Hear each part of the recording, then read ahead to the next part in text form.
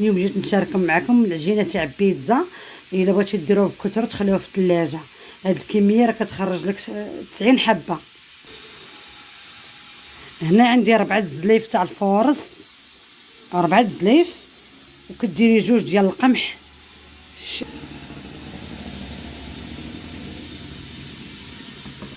ها هي الثانيه 2، وغندير 3 المعالق ديال الحليب مجفف. ما عندكش الحليب ديري دانون مسوس، اللي موفر عندك ديريه.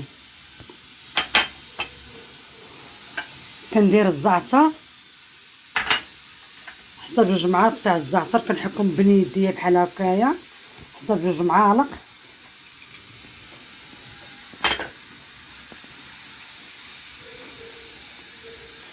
كنسمو بشويه البزار، شي معلقه صغيره تاع البزار كنسمو بها العجينه. كنجمع هاد الخليط كنحركو هكا بين يديا، نخلط هاد الخليط مزيان بحسب الذوق.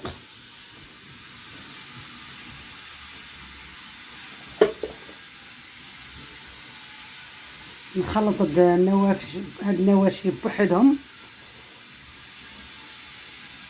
وغادا نعجنو بالماء دافي. غندير الخميره دابا غندير خميره حبيبات. غادي معلقه صغيره، غندير 2 على حسب الحال بارد شويه ما سخونش. 2 معالق مايين.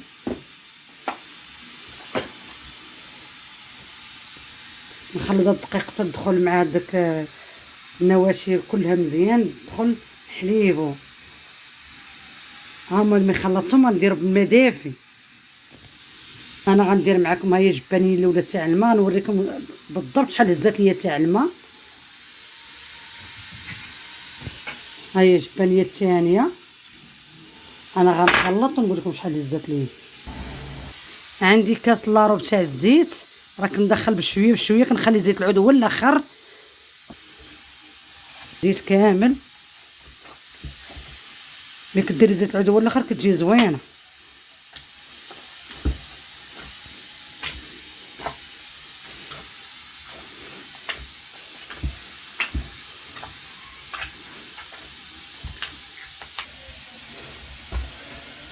ها هي دابا راه دخل في هذاك الزيت، ها هي راه بلاد ليك.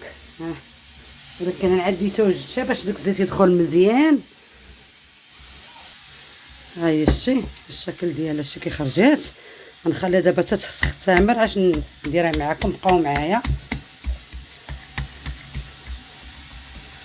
غندير لها البلاستيكه، دابا غندير عليها السلوفان ونخليها ترتاح مزيان.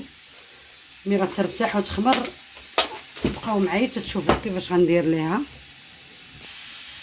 المهم رات لينا ضاعف الحجم ديالها قد ما خليتها خمرت كتجيكم زوينه ورطيطبه. فهمت؟ دابا غنجمعوها حتى كتحيد داك.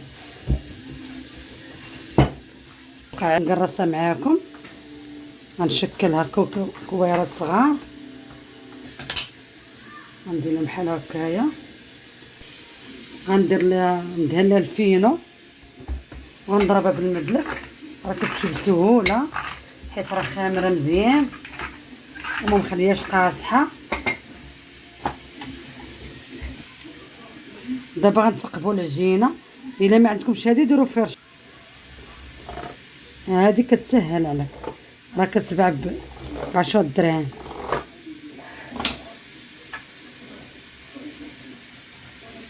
اي مول عندك ديري بي. انا عندي هذا راه نخدم بهذه.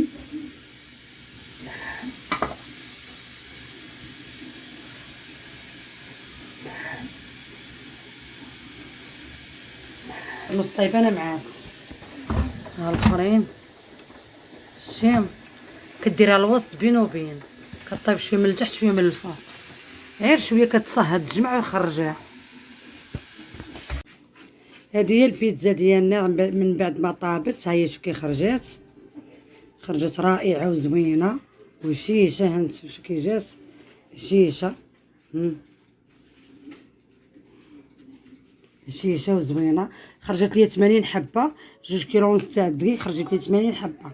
رفعت جبابن تاع فورص وجوج